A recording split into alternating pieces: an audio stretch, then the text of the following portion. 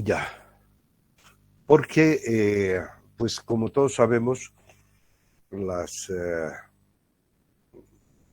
la principal causa de muerte en el mundo son los problemas cardiovasculares y los lípidos se ven íntimamente relacionados. Tenemos que diferenciar dentro de los lípidos precisamente la importancia que tienen tanto colesterol como triglicéridos y cómo se encuentran distribuidos en el cuerpo, ¿no? Nosotros hicimos un estudio acá en Latinoamérica, se publicó en el 2007, y nosotros sacábamos más o menos la estadística del síndrome climatérico, una mujer, cuál era en Cochabamba, comparando con otras ciudades, ¿no? Nosotros vemos acá, por ejemplo, que la cantidad de síndrome climatérico, o sea, de síndrome metabólico en el climaterio en República Dominicana, donde la población es más negra, tienen más influencia africana, etcétera, es de un 65%. También en la Argentina tenía un porcentaje alto, la Cuba, y nosotros estamos más o menos como el promedio general. Y tenemos que reconocer de que todo empieza la alteración en lo que es la resistencia a la insulina. De la resistencia a la insulina pasa a lo que es la parte de lo que es prediabetes, diabetes, el síndrome metabólico, el hígado graso y la aterosclerosis al final, ¿no? Entonces, es importante que nosotros le demos importancia a los lípidos. Ahora, en el síndrome metabólico, nosotros tomamos en cuenta solamente a la lipoproteína de alta densidad, que ustedes recuerden es la lipoproteína que se llama como carro basurero, que es la que va recogiendo colesterol de la pared arterial. El síndrome el síndrome metabólico incluye los niveles de triglicéridos. En cambio, cuando se estudia la aterosclerosis, los riesgos de muerte cardiovascular en general, temas dominados por los cardiólogos, no toman en cuenta a las HDL y a los triglicéridos. Para ellos no son factores que influyan de manera importante en lo que es la aterosclerosis. Sin embargo, ellos le dan más importancia a lo que son las LDLs y al colesterol total. Y su tratamiento va influido en ese sentido. Sin embargo, nosotros sabemos que existe un grupo de alteraciones metabólicas que se llaman el resto desigual, que es la relación que existe entre la actividad de la atorvastatina en el tratamiento de las dislipidemias, que logra controlar o disminuir en un 32% la mortalidad y la morbilidad del paciente. Sin embargo, el resto, que son 68% de los pacientes, se siguen muriendo por precisamente los excesos de triglicéridos, el nivel bajo de las HDLs y la presencia de las LDLs densas y pequeñas. Entonces recuerden que son dos terrenos distintos. Las alteraciones del colesterol vienen pues de la grasa animal. En cambio, las alteraciones de triglicéridos y de las HDL vienen de los carbohidratos. Eso es importante. Bien, la diabetes, y esto ya les he mostrado, tiene una alta prevalencia en el mundo y la subida hasta el 2025 va a ser un incremento casi de un 72%. El síndrome metabólico, que incluye a los triglicéridos y lo que es los niveles de HDL, existen muchos estudios donde la mortalidad por enfermedad cardiovascular o la mortalidad por enfermedad cardíaca coronaria, o sea, los infartos, ¿no? Cuando ya hay 3 componentes de lo que es el síndrome metabólico, entonces ya hay un doble de mortalidad por enfermedad cardiovascular y casi dos veces de enfermedad cardíaca coronaria. Pero si la paciente y el paciente tiene los 5 elementos del síndrome metabólico, pues prácticamente hay un 3,5 veces más probabilidades de desarrollar enfermedad cardiovascular y la enfermedad cardíaca coronaria. Entonces, ¿qué es el colesterol? Es una molécula derivada de los esteroides.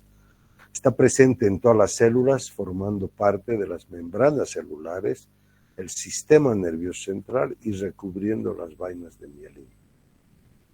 Es además el colesterol importante porque es precursor de las hormonas esteroideas, como la progesterona, estrógeno, testosterona, corticosteroides, y en la piel y por acción de los rayos solares se transforma en vitamina D.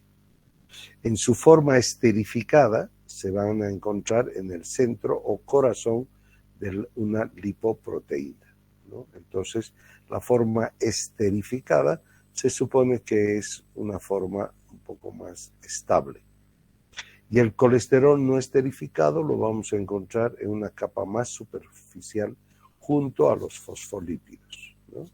Y acá vemos una lipoproteína, ¿no? Donde está compuesta por lo que son el colesterol esterificado en el centro de la lipoproteína, los triglicéridos también que están acá dentro, y el colesterol libre no esterificado está en la corteza, junto con moléculas de fosfolípidos, que son los que dan energía, y las apoproteínas, que le confieren a esta lipoproteína su especificidad de trabajo, ¿no? Entonces, tenemos en cuenta de que cada lipoproteína no es privativa de colesterol o de triglicéridos, sino que contiene ambas sustancias, una lipoproteína, y adquiere su nombre dependiendo de la mayor o menor cantidad de estas sustancias. Entonces, así tenemos que los kilomicrones y las VLDLs son lipoproteínas muy ricas en triglicéridos. En cambio, las VLDLs y las HDLs son ricas en colesterol. La HDL, que es la High Density Lipoprotein, además se va cargando a medida que viaja por la sangre, se va cargando de triglicéridos y de colesterol.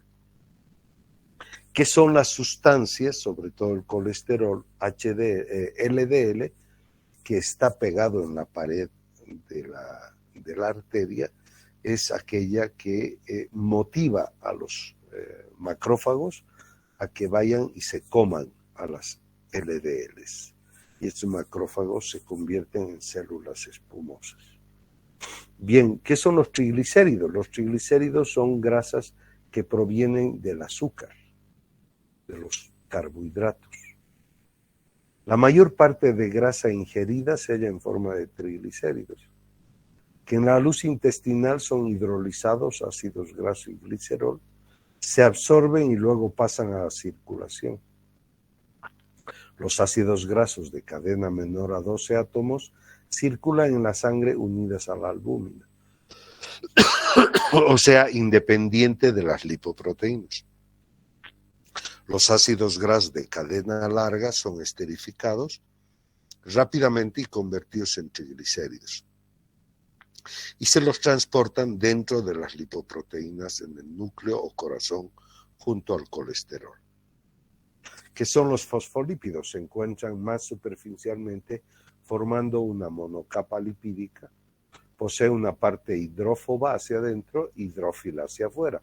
Esto le permite, pues, conjugarse con las distintas sustancias. Entremezclados en esto encontramos las moléculas de colesterol no esterificado, o sea, colesterol libre. ¿Qué son las apoproteínas? Su función es mantener la estructura de la lipoproteína y regulan el metabolismo y el transporte de las mismas. En su mayoría son sintetizadas por el hígado y algunas otras en el intestino. Fueron denominadas en un orden alfabético arbitrario en ApoA, ApoB, ApoC, etc. Y acá están. Y hay más. Cada año se van descubriendo más apoproteínas. ¿Cuáles son las que nos interesan? Nos interesa la A1, la A2, porque son estructuras que están dentro de las HDLs.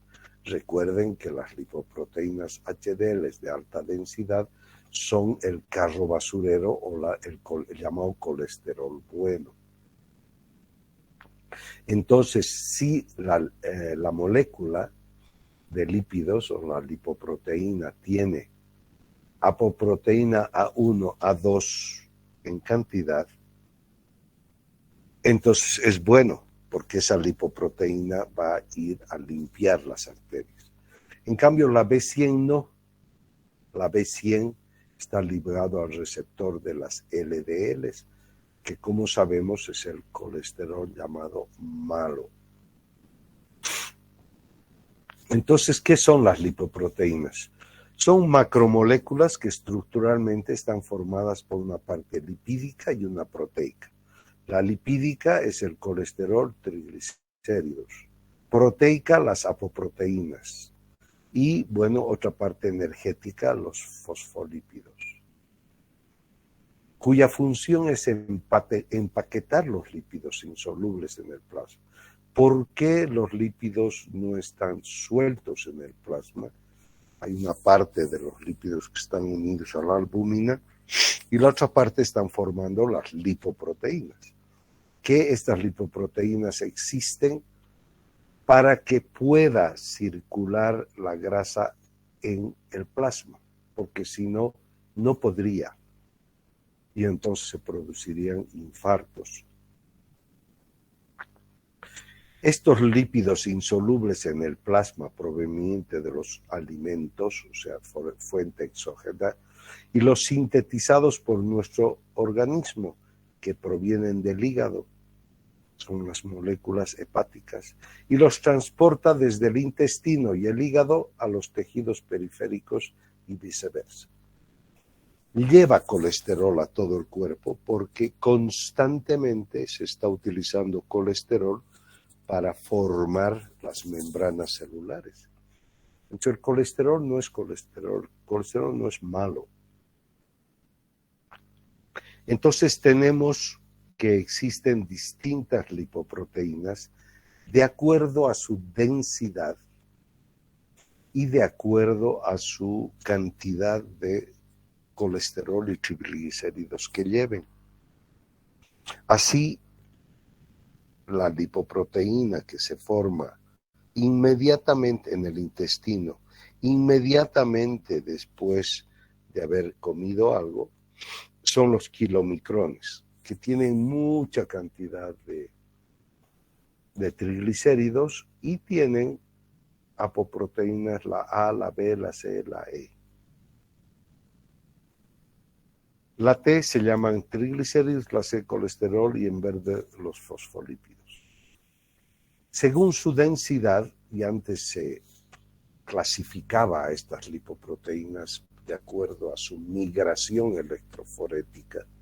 Por ahí ustedes han escuchado ya las lipoproteínas de migración del grupo alfa, prebeta, beta, gamma. Ya no se utiliza aquello porque se las divide de acuerdo a su densidad. Las que tienen mínima densidad porque tienen mucha grasa son los kilomicrones. Luego están las VLDL, que quiere decir Very Low Density Lipoproteins, que son lipoproteínas de baja densidad que tienen mucho triglicérido formado en el hígado. En cambio, el kilomicrón tiene mucho triglicérido absorbido en el intestino, que proviene de nuestra comida. Y ustedes vean, cualquier bocado tiene algo de carbohidrato.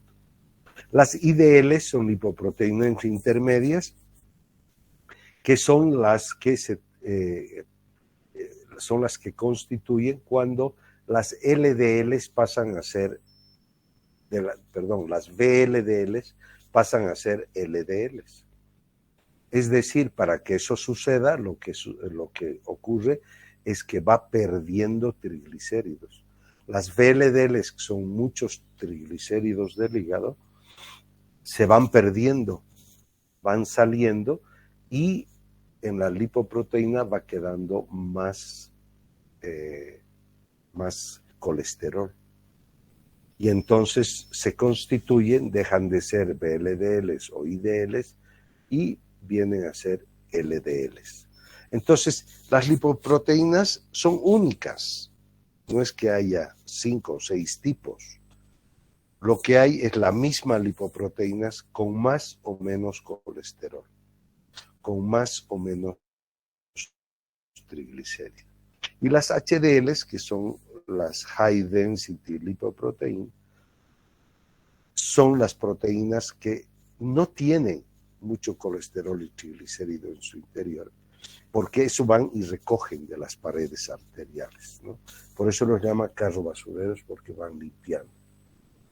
Entonces, los kilomicrones encontramos en mayor proporción los triglicéridos, entre un 55 y 95, y relativamente baja cantidad de fosfolípidos y colesterol. Su principal componente es la B48, la apoproteína B48, y transporta grasa proveniente del intestino delgado. Las VLDL están encargados de transportar los triglicéridos del hígado a los tejidos periféricos y depositarlos. En cambio, las LDLs o las lipoproteínas de baja densidad, estas son las aterogénicas también, y son las encargadas de transportar el 75% del colesterol a todo el cuerpo.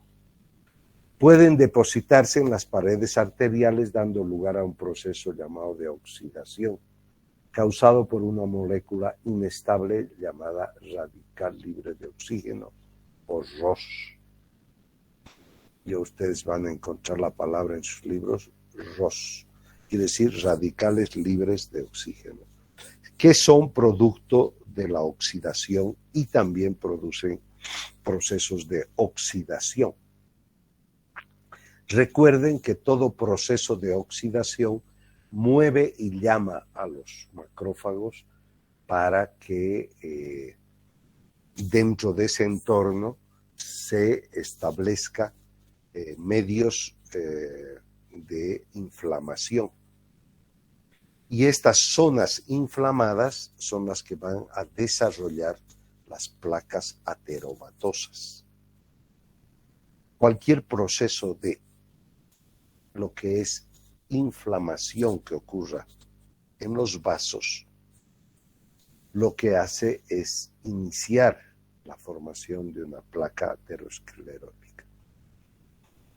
La forma oxidada resultante de las LDLs hace que los glóbulos blancos, los macrófagos del sistema inmunológico, se agrupen allí formando una sustancia grasa llamada ateroma, que causa inflamación y daños al endotelio. Entonces, la placa de ateroma es la que se va formando, va creciendo y va disminuyendo el calibre de los vasos, pero no los cierra todavía, va disminuyendo, entonces hay isquemia, no hay necrosis. A medida que el proceso continúa, las paredes arteriales se van estrechando paulatinamente, reduciendo así el flujo sanguíneo y dando lugar a la ateroesclerosis, que en resumidas cuentas es el endurecimiento de las arterias. Cuando tiene lugar una obstrucción, ya sea por el aumento del ateroma o formación mucho más rápida de coágulos, se produce el infarto. ¿Y qué pasa?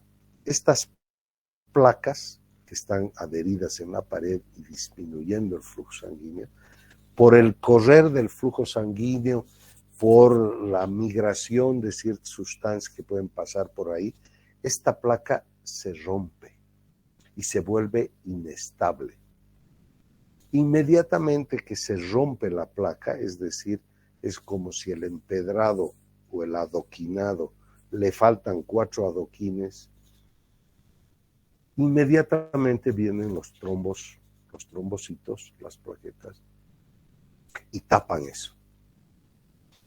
Pero al tapar vienen muchos trombocitos y se forman coágulos.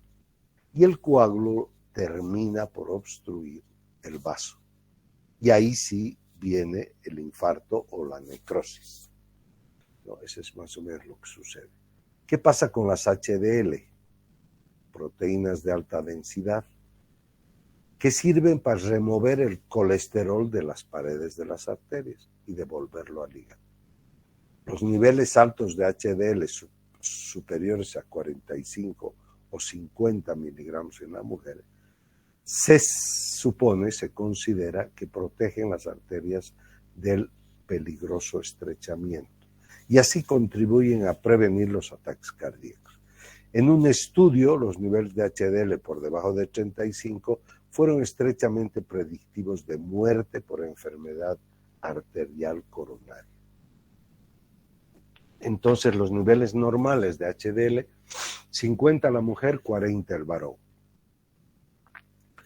Los niveles de LDL normales van bajando cada vez porque los gringos que son raza vieja necesitan que sus niveles de LDL sean muy bajos y para eso se están inventando siempre hipolipemiantes. En nuestro medio, pues, si nosotros consideramos que internacionalmente 100 es la cifra de LDLs, pues en otros lados ya está en 70. Pero en nosotros, pues, que tengamos unas LDLs de 100, estaría más o menos bien. La estructura de las lipoproteínas, entonces, están formadas por una parte lipídica y una proteica. Dentro de la lipídica encontramos colesterol esterificado y no esterificado, triglicéridos y fosfolípidos, y en la parte proteica las apoproteínas. Bien, acá están las distintas características de las principales lipoproteínas. El kilomicrón tiene un tamaño alto, pero tiene una densidad muy baja, de menos de 0,94 gramos por ml. Su origen de los triglicéridos alimentarios y tiene toda esta gama de apoproteínas. Las VLDLs, que son las siguientes que se forman, digamos, porque el kilomicrón pierde triglicéridos y se convierte en VLDL saliendo desde el hígado. Las IDLs es un paso entre las VLDLs a las LDLs. Y hay alteraciones enzimáticas, enfermedades familiares, congénitas, donde hay una tranca donde se forman muchas IDLs. Habitualmente no encontramos IDLs en el plasma, pero en estas enfermedades genéticas y congénitas hay mucha IDL, quiere decir que esta pérdida de triglicéridos desde VLDLs pierden triglicéridos, se convierten en LDLs porque tienen más colesterol, entonces pasan por este estadio. Y si hay genéticamente una tranca, entonces hay muchas IDLs y pocas LDLs. Las LDLs que tienen estas características, antes cuando se hacía por electroforesis, las VLDLs era lo que correspondía a prebeta. Los kilomicrones ni se movían. ¿Qué es una electroforesis? Es cuando un papel filtro embebido en suero o en plasma, es sometido a una carga eléctrica. Entonces, estas distintas sustancias se mueven de un extremo a otro de manera distinta por la distinta carga eléctrica que tienen. Entonces, lo que es ahora BLDLs, antes eran las ondas pre-beta, porque se veía como unas ondas, IDLs pre-beta lenta, las LDLs constituyen lo que eran las beta, las ondas beta, las HDL eran las alfa, ¿no? Y la LPA, o la lipoproteína A, pequeña y densa, era considerada como pre-beta lenta también. Entonces acá es un poco lo que se les ha hablado.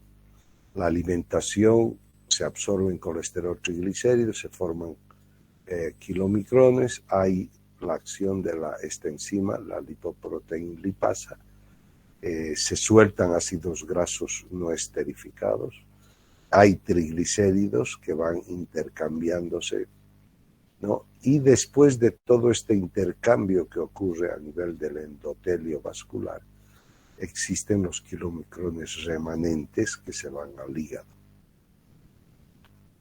Luego también hay del hígado salen colesterol, triglicéridos, y del intestino se absorben kilomicrones, del hígado salen VLDLs. Y entonces hay toda esta danza de igual manera entre VLDLs y quedan las VLDs remanentes que vuelven al hígado. Estas VLDLs también van a constituir lo que momentáneamente se llama VLDL, que en el hígado se forman las LDLs, y estas LDLs son llevadas a los tejidos extrahepáticos. Bien, en el intestino y en el hígado también se forman las HDLs nacientes, que constituyen la HDL3. De los tejidos extrahepáticos, la HDL naciente, que es discoide, de forma discoide, se va haciendo cada vez más redondita porque se va cargando de colesterol que va limpiando de las arterias. Y se forma la HDL3, la HDL2 y la HDL madura. Pero en el paso de esto es por acción de la lecitina aciltransferasa. Esta es otra enzima. Y entonces las HDL2, para hacer HDL maduras, pues hay un intercambio de sustancias entre los kilomicrones, VLDLs, IDLs y LDLs en relación a las HDLs. Y de estas sustancias pasan a las HDL2 para convertirse en HDL madura, que es redonda ya. Pasan triglicéridos y colesterol pasa a este otro lado gracias a esta proteína que se llama proteína transportadora de ésteres de colesterol. Colesterol Esterified Transporter Protein. Y esta HDL madura se va al hígado y se descarga de todo lo que la han cargado acá. Y del hígado sale la bilis.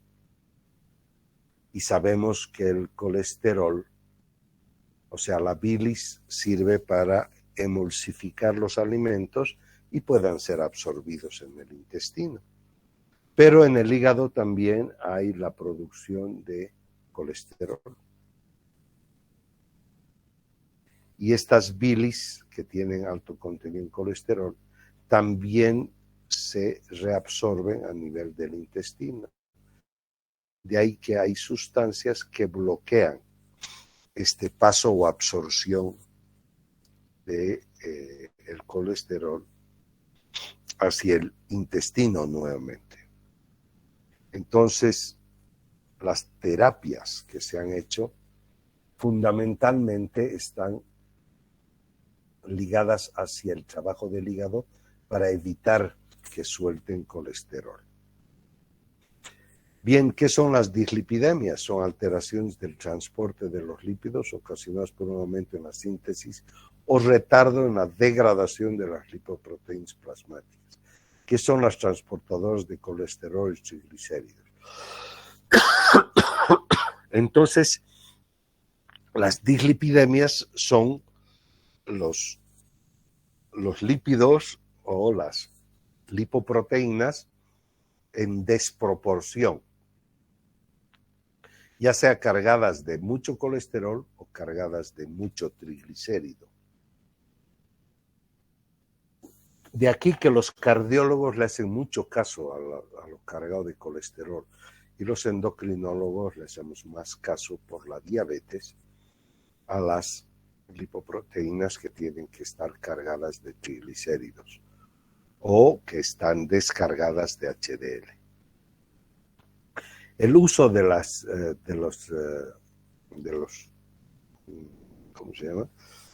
los lípidos o de estas lipoproteínas se las utiliza en acciones energéticas, hormonales, de membrana y digestivas.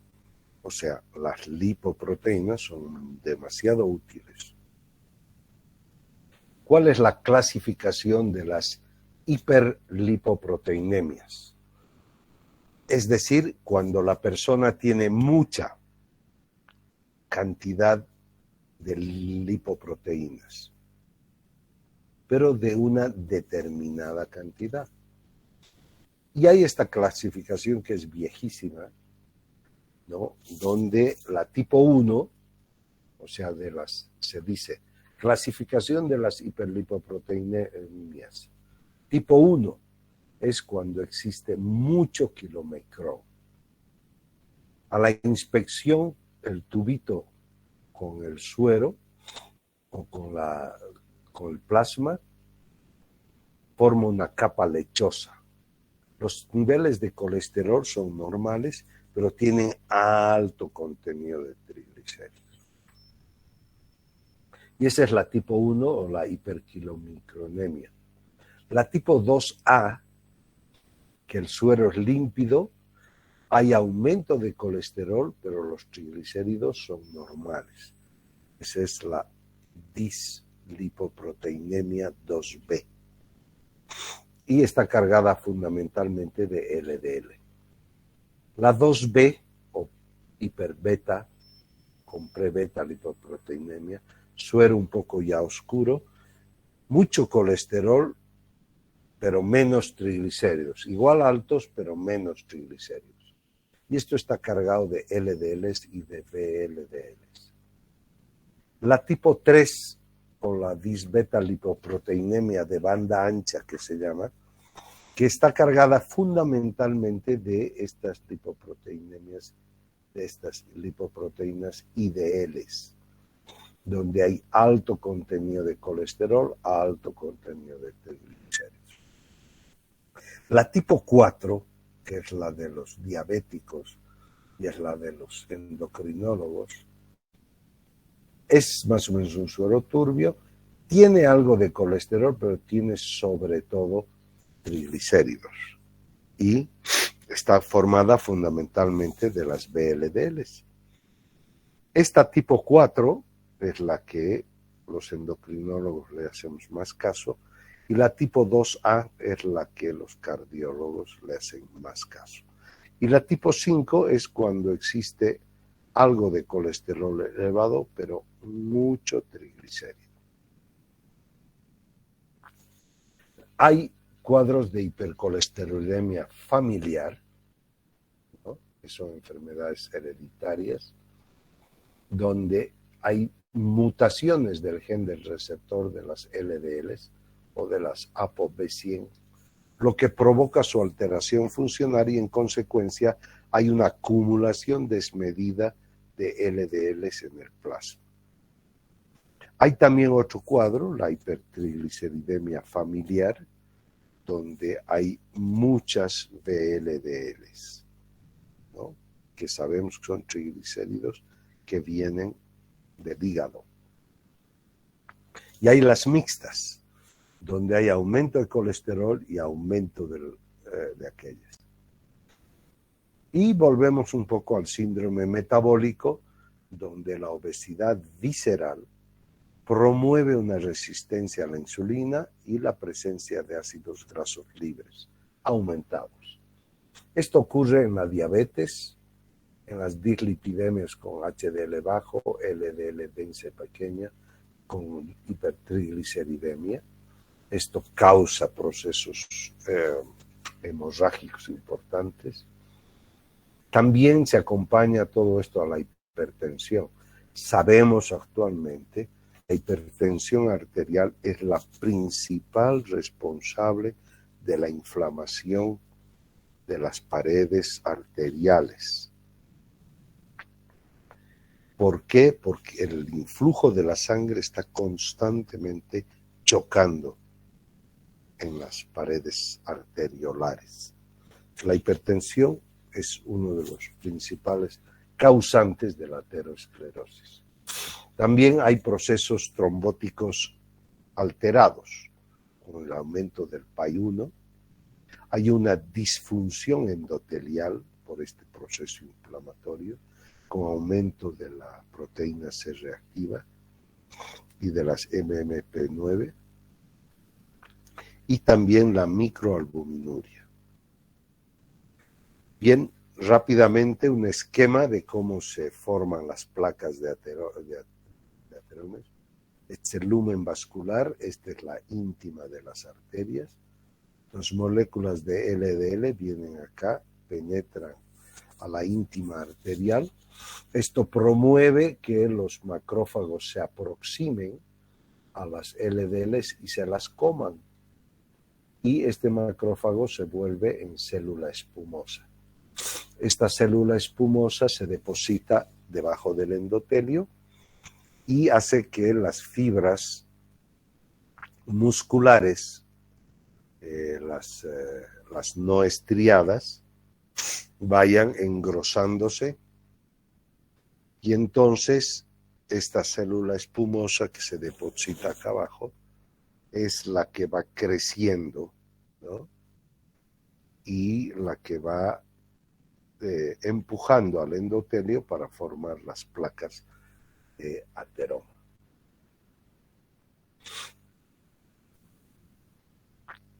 Entonces tenemos que las dislipidemias en adultos con diabetes. Esto es porcentajes de personas normales versus personas con diabetes, tanto en hombres como mujeres, y en la cual se ve que la dislipidemia en la diabetes es pues un factor importante de daño a nivel endotelial, donde las HDL bajas y las, tanto en hombres como en mujeres, se dan, y los triglicéridos elevados. ¿Cuáles son las metas del tratamiento que debemos lograr? Son diabetes sin enfermedad coronaria, ¿no? Sin factores de riesgo. Es importante mantener las LDLs alrededor de 100, máximo hasta 130. Las HDLs tienen que estar por encima de 40 y 50 las mujeres. Y los triglicéridos no deben pasar de 150. Estos son los valores normales que debemos conseguir en nuestros pacientes. Y diabetes mellitus con factores de riesgo o enfermedad coronaria, pues la LDL baja a 70, las HDLs deben ser mayores a 40 y los triglicéridos menos de 150.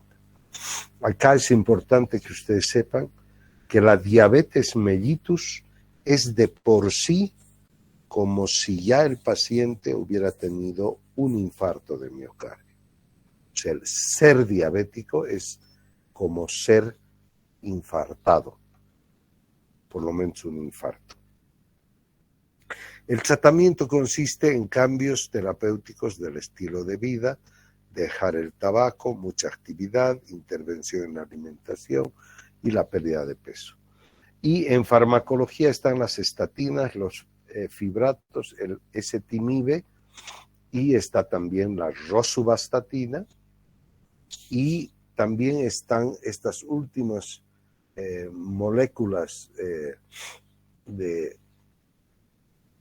moléculas de lo que son anticuerpos monoclonales, por ejemplo, el alirocumab, que es un inhibidor de la PCSK9, que son sustancias que intervienen en la formación de colesterol.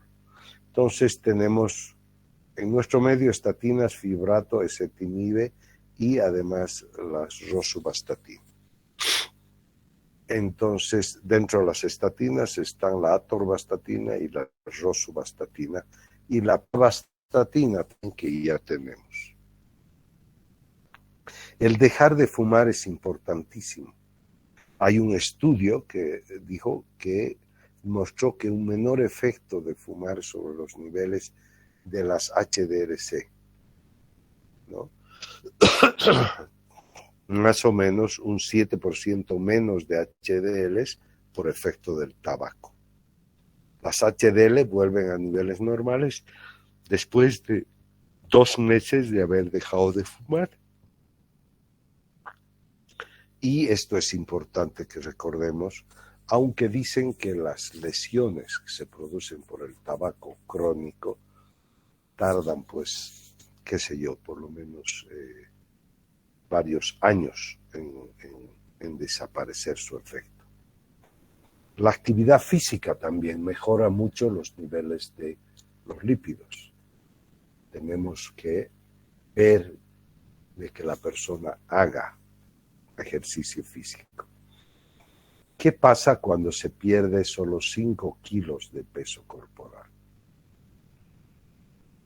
Son pequeños cambios que pueden sumarse a cambios significativos en riesgo a largo plazo. El ejercicio físico promueve un rápido descenso del colesterol, mejora la presión arterial y mejora la tolerancia de carbohidratos. ¿Cuándo y a quiénes hay que dar medicación? A todo diabético debe recibir medicación. O diabéticos con factores de riesgo de enfermedad cardíaca coronaria, ¿no? E intentar, sobre todo en aquellos que tienen LDLs por encima de 100, o diabéticos con triglicéridos por encima de 400.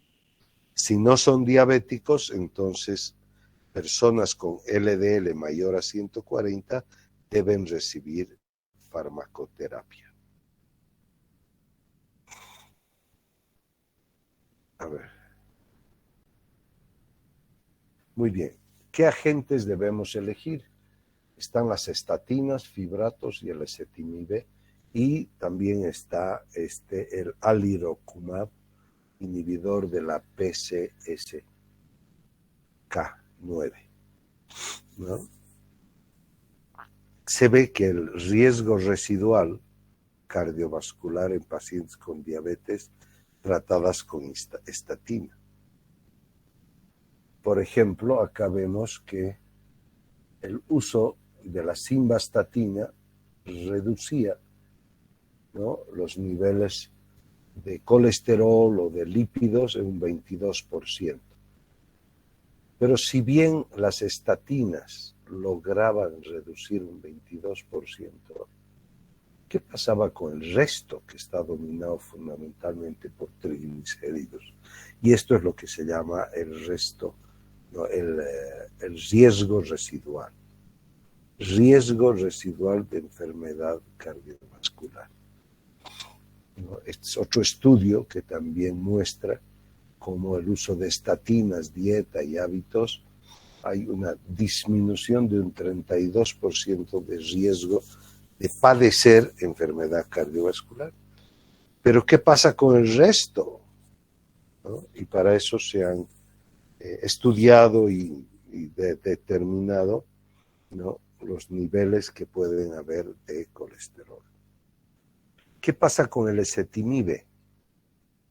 La atorvastatina disminuye los niveles de colesterol, en el hígado.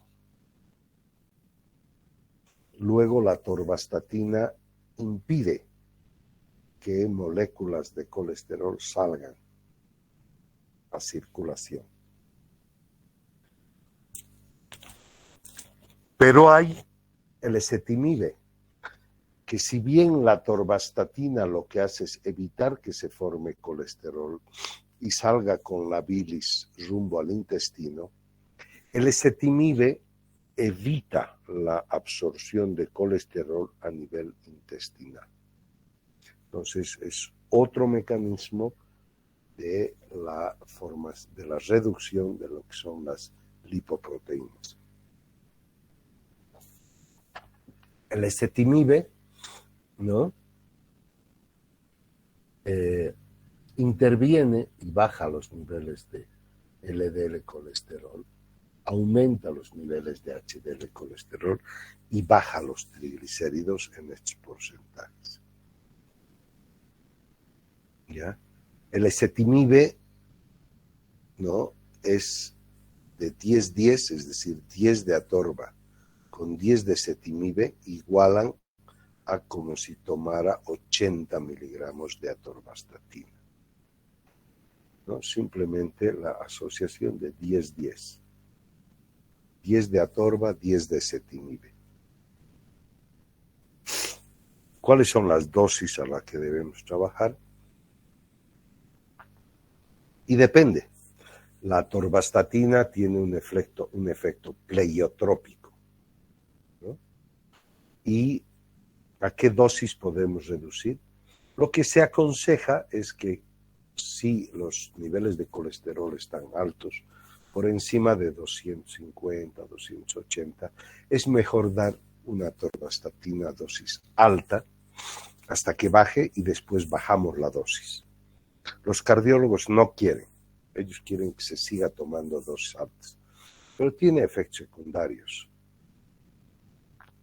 Así tenemos que la eficacia en disminuir LDLs por las estatinas, vemos como 10 miligramos de atorva, ¿no?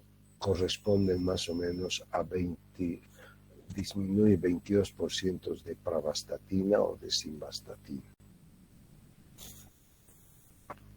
Bajar 20 miligramos igual se necesitan, o sea, 20 miligramos de atorvastatina producen una reducción del 43%.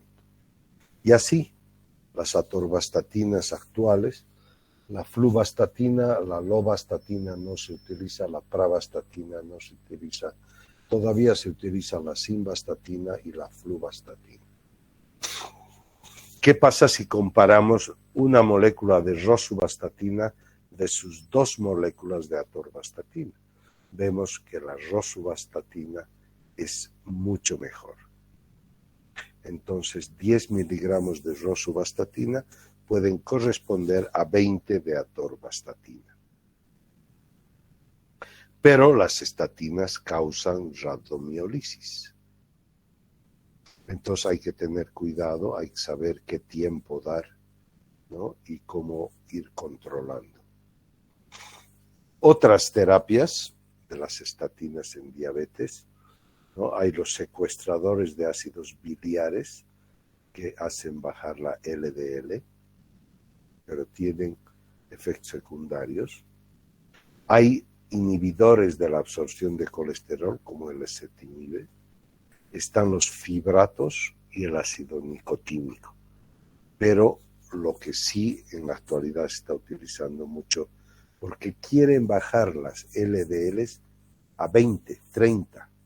O sea, de lo que estaban 120, 140, con este inhibidor monoclonal de la PSS, de la PCSK9, que es el alirocumab, que es un bloqueador a nivel de lo que es los cuerpos,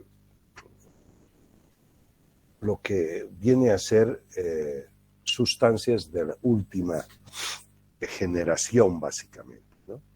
Anticuerpos monoclonales. pero es demasiado porque nosotros debemos recordar que bajar las LDLs a menos a niveles de 20, 30 que se baja con estos inhibidores monoclonales, pero también estamos perjudicando al cuerpo en la formación de esteroides y en la formación de las membranas celulares. Otra de las prioridades del tratamiento en diabéticos es elevar las HDLs.